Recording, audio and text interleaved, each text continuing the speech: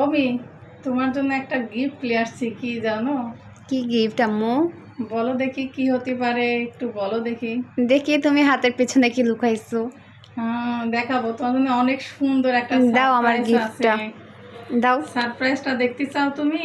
হ্যাঁ, গিফটটা দাও। এই দেখো, এর ভিতর কি আছে বলো তো। এর ভিতরে কি আছে দেখাও। তুমি বলো আগে কি আছে এর মধ্যে। গিফটটা এর মধ্যেই আছে, দেখি কিছু হ্যাঁ, বুঝতে আমার পারছো? পছন্দের জিনিস আছে, একটু দেখাও তুমি। এই যে, দাঁড়াও তোমাকে দেখাই। গিফটটা পছন্দ হবে তোমার? এই যে, গিফটটা তোমার পছন্দ? বলো দেখি, যদি পছন্দ হয় আচ্ছা বলো তো, তোমার পছন্দ হয়েছে? এটা কি জিনিস বলো দেখি। এটা তো ব্রেসলেট। তোমার পছন্দ হয়েছে? অবশ্যই। এটা পড়তে চাও?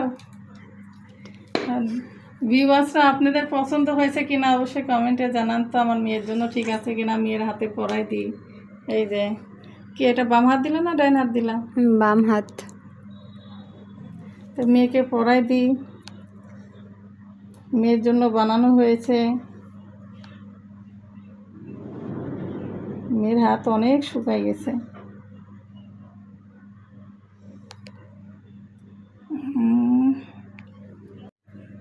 এই যে আমার মেয়ের হাতে পরিয়ে দিলাম। কেমন হয়েছে অবশ্যই সবাই কমেন্টে জানান দেখি। এই যে, মেয়ের হাতে মানাইছে, অনেক সুন্দর লাগছে।